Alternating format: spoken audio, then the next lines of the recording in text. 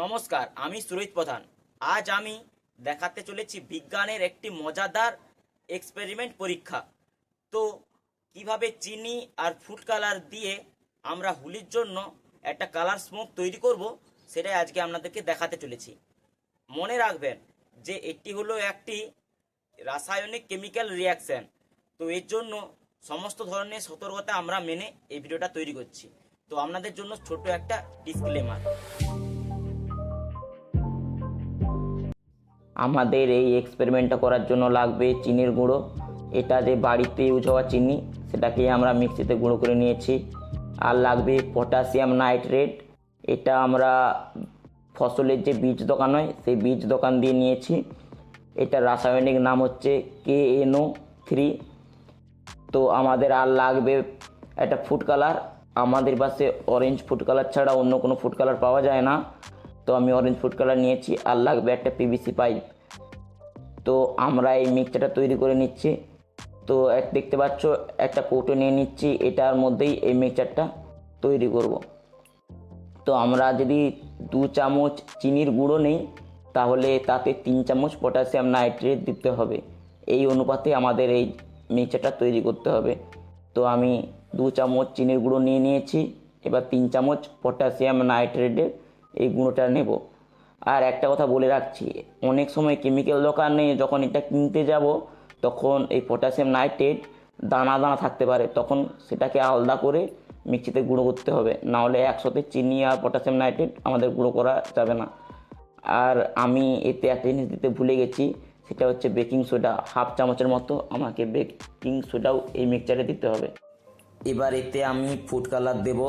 দেখতে পাচ্ছ আমার এই অরেঞ্জ কালারের ফুড কালারটা আমি এতে দিয়ে দিচ্ছি, পুরোটাই দিয়ে দিচ্ছি যাতে একটু ভালো রং আসে। আর এই ফুড কালারের চেয়েও ভালো রং আসবে ড্রাই কালার, সেটা আমি পাইনি, তাই জন্য এই ফুড কালারটাই ব্যবহার করছি। তো চলো, এই ফুড কালারটাও ভালো কালার হবে। তো এটাকে আমি মিক্সড করে নিচ্ছি। আর এটা যতক্ষণ মিক্সড করছি ততক্ষণ এই জায়গাটাকে পরিষ্কার করে নেই। তো জায়গাটাও পরিষ্কার করা কমপ্লিট, আর আমার এই মিক্সচারটাও কমপ্লিট। তো দেখি কেমন মিক্সচারটা কমপ্লিট হয়েছে। কিছুটা এমন কালার এসেছে, দেখতে পাচ্ছেন, ভালোভাবে দেখাচ্ছি আপনাদেরকে। তো এই চামচ দিয়ে ভালোভাবে দেখাচ্ছি, কিছুটা এইরকম মিক্সচার এসেছে।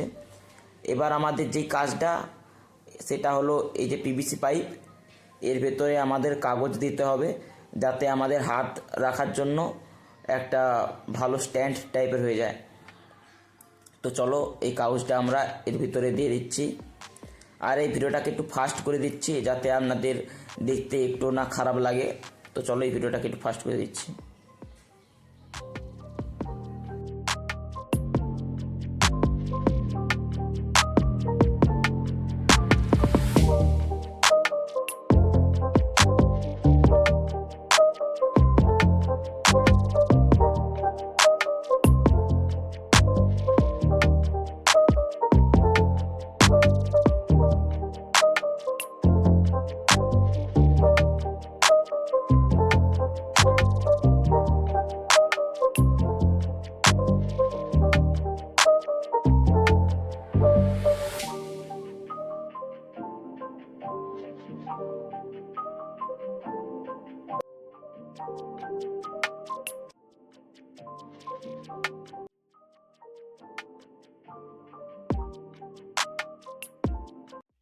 তো আমরা এতে ভালোভাবে কাগজ দিয়ে দিচ্ছি, আর আমাদের এটা একটা স্ট্যান্ডের কাজ করবে।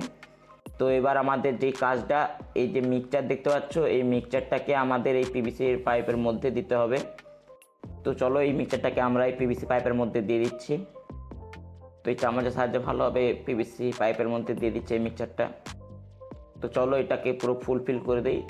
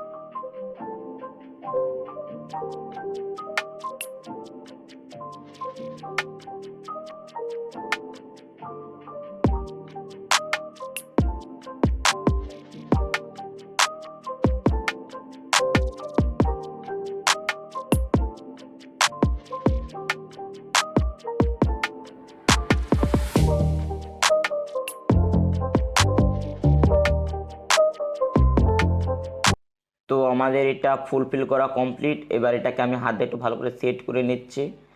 এবার এর মাঝ বরাবর একটা আমরা ছিদ্র করে দেব, দেখতে পাচ্ছ। এই খাঁচিটা দিয়ে আমি একটা ছিদ্র করে নিচ্ছি এবং এতে আমি একটা বাতি দিয়ে দিচ্ছি। তো চলো, বাতিও দেওয়া কমপ্লিট। এবার এটাকে আমরা বাইরে টেস্ট করব। দেখতে পাচ্ছ কিছুটা এমন দেখতে লাগছে এইটা।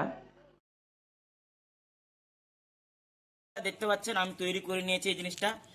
মোটা পিভিসি পাইপ দিয়ে তৈরি করেছি যাতে না হাতে কোনোভাবে ক্ষতি হবে না। আর পিছনে এখানে যে কাগজটা দিয়েছি দেখতে পাচ্ছেন, মোটা এতটা মতো, যাতে হাতের স্ট্যান্ডটা ধরা যায়। তো দেখুন কিছু এরকম দেখতে লাগছে। তো আমরা নিয়ে নিয়েছি যে নম্বর, এতে আমি এটা ধরাচ্ছি।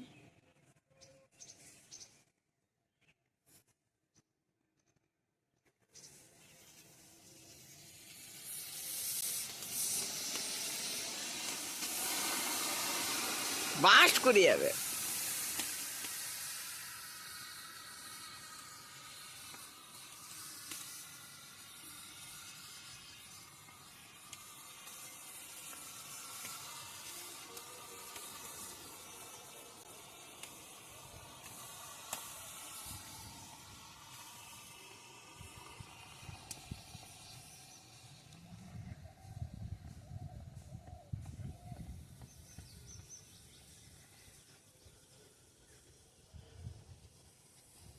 মধ্যে কালারটা একটু কম হয়ে গেছে, তাই জন্য একবার অল্প অল্প দেখতে পাচ্ছেন হলুদ হলুদ কালার আসছে। কালারটা মধ্যে কম হয়ে গেছে। তো পরের বারে যদি আমি তৈরি করি, আপনারা যদি চান তো আরও ভালোভাবে তৈরি করব। তো এটা আমাদের কালারটা একটু কম হয়ে গেছে। তো ঠিক আছে, অনেকটাই তো ভালো হয়েছে। আজকের মতো এতটাই। আপনারা যদি এরকম নতুন নতুন ইন্টারেস্টিং ভিডিও দেখতে চান, আমাদের চ্যানেলটা অবশ্যই সাবস্ক্রাইব করে রাখবেন। আজকের মতো এতটাই। সুস্থ থাকবেন, ভালো থাকবেন। হরে কৃষ্ণ, রাধে রাধে।